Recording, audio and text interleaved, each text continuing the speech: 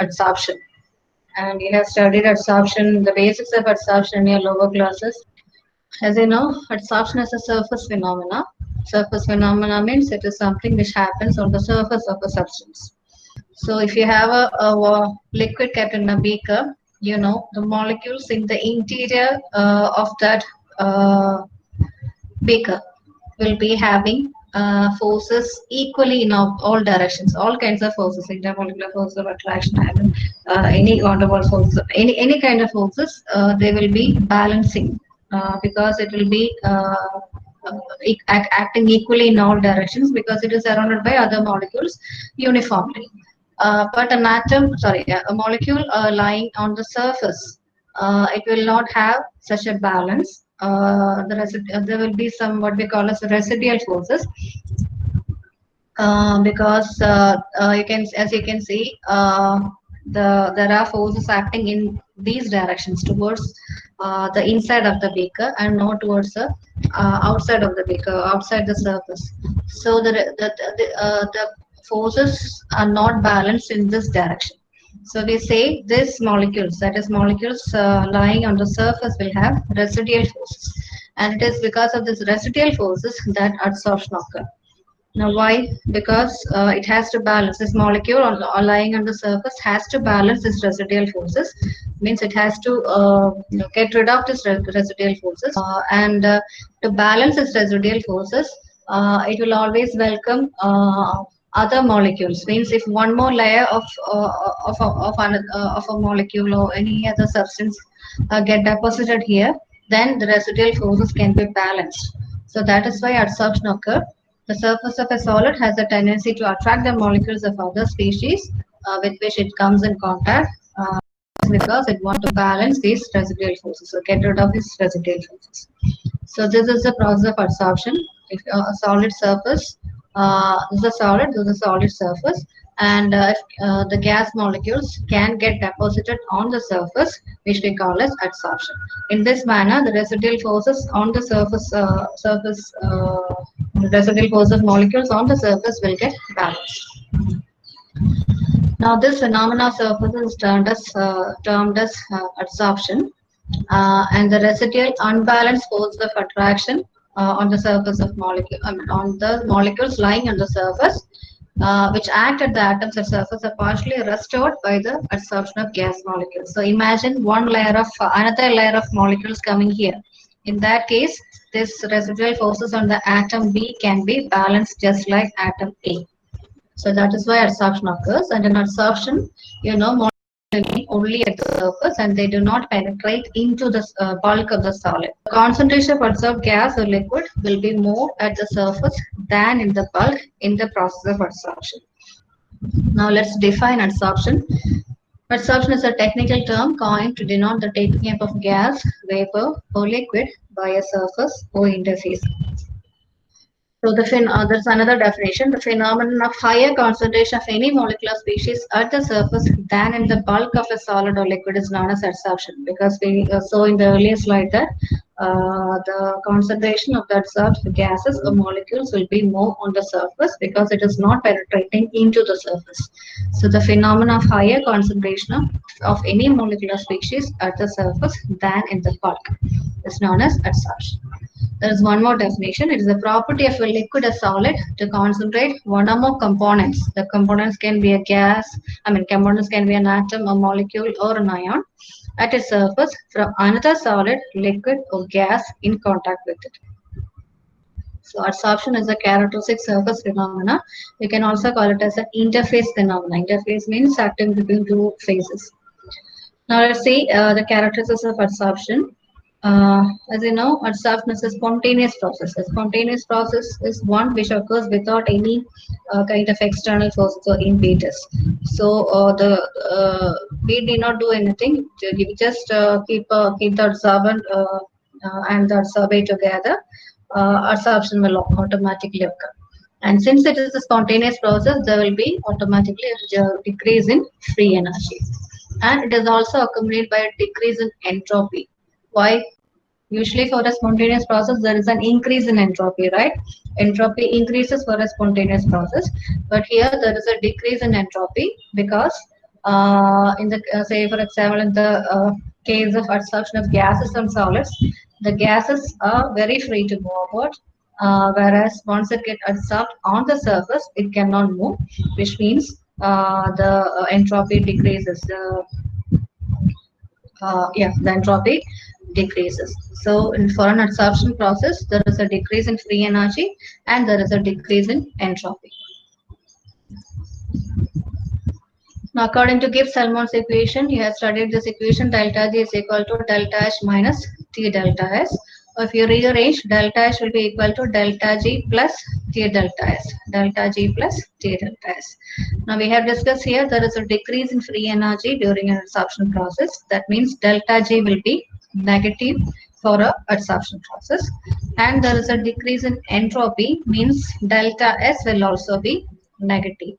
So what will be the sign of delta H? Delta H negative means it is an exothermic reaction. So which means adsorption process is always an exothermic process. Adsorption always occurs with emission of heat. So the delta H is negative means there is a decrease in heat content that which appears as heat. And please note this point. 2 points have been discussed here. One thing is adsorption is a spontaneous process. Second thing, adsorption is always exothermic.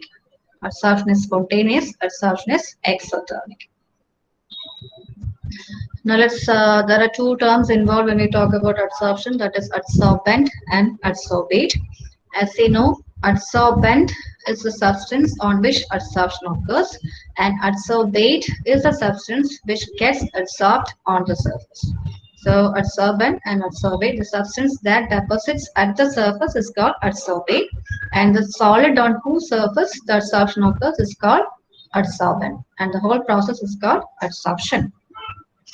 And the common surface separating the two phases where the adsorbed molecules usually concentrate can also be called as interface. Now let's see some examples of adsorbent. First one is charcoal. So charcoal can act as an adsorbent. Another one is silica gel, that you're familiar with this. Now this can act as an adsorbent and absorb moisture, and that is why the silica gel is kept in such packages. And silica gel can be prepared by mixing sodium silicate with 10% hydrochloric acid at a temperature of 50 degrees Celsius. Also, metals can also sometimes act as adsorbent, and then colloids. Colloids can act as adsorbent because they have a high surface area per unit mass. So these are examples of adsorbent: charcoal, silica gel, metal, and colloids. Now let's see some examples of adsorption process. The first one is adsorption of a dye by charcoal. Charcoal can absorb dye.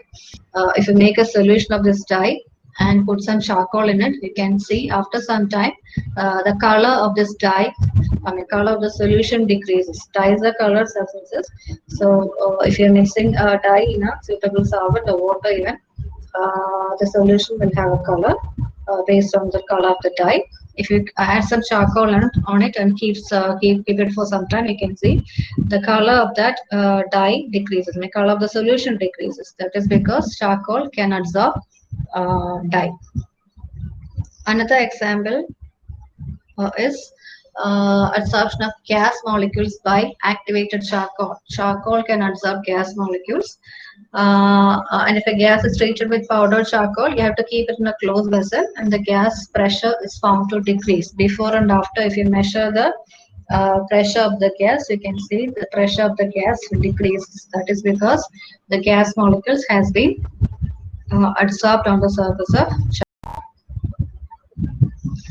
Now another differentiation has to be made between adsorption and absorption. Absorption, we already saw in adsorption, the substance concentrate only on the surface of that adsorbent. Whereas in absorption, you can see the substance, means the adsorbate penetrate into the bulk of the substance also. The other substance is distributed throughout the body of the adsorbent. Surface le മാത്രമല്ല adsorbent ഉള്ളിലേക്കും penetrate ചെയ്യുന്നുണ്ട്. So it will distribute throughout the body of the solid or liquid, whichever adsorbent you are using. Whereas adsorption occurs only on the surface and it will not go, the adsorbed molecules will not go into the bulk of that substance. So adsorption implies deposition at the surface only, whereas absorption means penetration into the body of the solid also. So I can say absorption is a bulk phenomena, whereas adsorption is a surface phenomena. Adsorption is a surface phenomena, absorption is a bulk phenomena. Now, examples of adsorption. The first one is chalk dipped in ink. That is because ink will be adsorbed on the chalk. Means the molecules will concentrate only on the surface. It will not go into the bulk of that chalk. Whereas a water dipped in sponge is an example for absorption. Chalk dipped in ink is an example for adsorption process, AD, adsorption process. Whereas water dipped in sponge is an example for absorption process. Because as you know, the water will be, when you dip the sponge in water, the water will be distributed throughout the sponge. And we can say water is absorbed by sponge, whereas chalk absorbs ink. Similarly, another example, acetic acid in solution will be absorbed by charcoal, whereas water vapor is absorbed by anhydrous calcium chloride. Now, during adsorption, the concentration of the adsorbate increases only at the surface of the adsorbate, whereas in absorption, the increase in concentration is uniform throughout the body of the absorbent substance. Another difference is that adsorption is a fast process, whereas absorption is a very slow process. M represents the mass of the adsorbent. Means if you are using charcoal as an adsorbent, the mass of adsorbent is M, and X represents the amount of material absorbed, whether it's a gas or solid, the amount of substance that is absorbed on this adsorbent, that is X. So X by M, if you are plotting X by M against pressure in the case of adsorption of gases or concentration in the case of adsorption of solutions. You will get a straight line in the case of absorption, whereas you will get a curve for adsorption. So that is another difference between adsorption and absorption. Now there are two types of adsorption, reversible adsorption and irreversible adsorption. As the name suggests, reversible adsorption process where once adsorption occurs, you can remove the adsorbate from the adsorbent. Say for example, if a gas is adsorbed on charcoal, you can remove the gas from charcoal. So adsorption and desorption can both occur. Such adsorption processes are called reversible adsorption. Now, how can you do this? By some physical method. The gas on charcoal. Now, to release this gas or to dissolve this gas, we have to just heat the charcoal. When you heat the charcoal, the gas molecules will get enough kinetic energy to escape from the charcoal. So that in that way, you can do the desorption process. So what will be an irreversible adsorption? That is, even if you apply any physical methods, it will be impossible to separate the adsorbate from the adsorbent. That is, desorption will be very difficult. So that is an irreversible adsorption. The adsorbate cannot be removed from the surface of the adsorbent by simple physical methods. We call it as irreversible adsorption. So two types, reversible and irreversible. Now let's move on to the factors affecting adsorption. First one is nature of adsorbate and adsorbent, because adsorption process greatly depends on these two factors, adsorbate and adsorbent. There are two gases are of two types, maybe liquefiable gases and permanent gases. Easily liquefiable gases are examples are sulfur dioxide, ammonia, carbon dioxide, etc. And such gases are found to adsorb more readily. Easily liquefiable gases get adsorbed more easily than permanent gases like hydrogen, nitrogen, oxygen, etc. Permanent gases do not liquefy easily. So easily liquefiable gases can be adsorbed more easily. That is because easily liquefiable gases have greater van der Waals force of attraction and cohesive forces, and also they have higher critical temperature than permanent gases, which means higher the critical temperature of the gas, that is adsorbate, greater will be the extent of adsorption. It is also found that if the boiling point of the adsorbate is also higher, the extent of adsorption will be higher. Nature of adsorbent also affects the adsorption process or the extent of adsorption, because if you do various experiments, you can see a gas is adsorbed in different amounts on different adsorbents. Same gas, if you are using hydrogen or nitrogen, you are choosing one gas, and if you are trying adsorption process with many different adsorbents, extent of adsorption will be different in different cases. Say for example, you are taking nickel and alumina synthesis. Both are brought in contact with hydrogen, means we are allowing hydrogen to get adsorbed on nickel as well as alumina. Under identical conditions, we are keeping all the conditions same, say for example mass of nickel and mass of aluminum are kept same, the pressure, temperature, all those are kept same. But even then it is seen that hydrogen is more adsorbed on nickel than on alumina. So nickel and alumina are the adsorbents here. So the nature of adsorbent also affects the adsorption process. The second factor is the surface area of the adsorbent. As you know, greater the surface area, greater will be the extent of adsorption, provided you are keeping temperature and pressure constant. Say for example, silica gel and charcoal, both these are examples of adsorbents. Why do they adsorb? Because they have a porous structure, and because of this porosity, they have larger surface area, and that's why adsorption is higher. Now, if you heat charcoal from about between 300 to 1000 degrees Celsius, we will get what we call as activated charcoal. Activated charcoal has a greater tendency. If you're using activated charcoal, the extent of adsorption will be greater.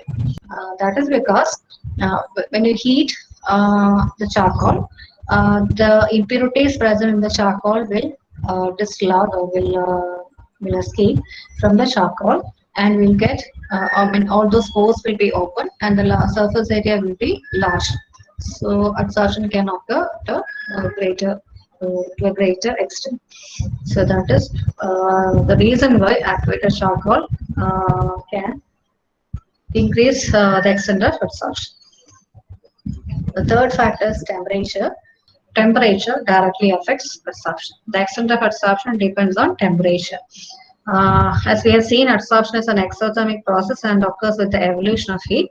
So according to Le-Chatelier's principle, the decrease in temperature should increase adsorption because it is an exothermic process.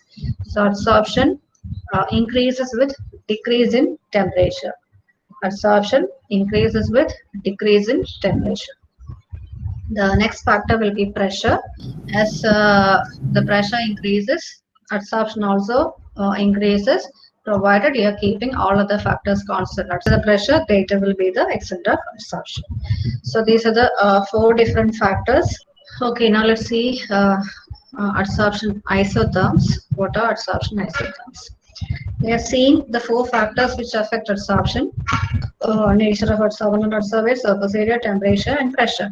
So the magnitude of adsorption depends on pressure and temperature, provided you are keeping the adsorbent and adsorbate constant, which means the amount of gas adsorbed is a function of only 2 factors, that is temperature and pressure. So you can express it mathematically like this: A is a function of pressure and temperature, where A represents the amount of gas adsorbed. So amount of gas adsorbed is a function of only 2 variables, pressure and temperature.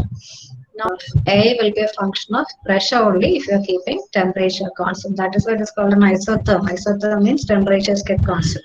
So if the temperatures get constant and pressure is changed, you will get a curve or a graph between A and B, and the graph between A and B is known as adsorption isotherm. And the relationship between the equilibrium pressure of the gas and the amount of gas adsorbed on the solid at any constant temperature is called an adsorption isotherm. There is a definition of adsorption isotherm, and this adsorption isotherm can be given in 2 different forms. It can be expressed either in the form of an equation or as a graph.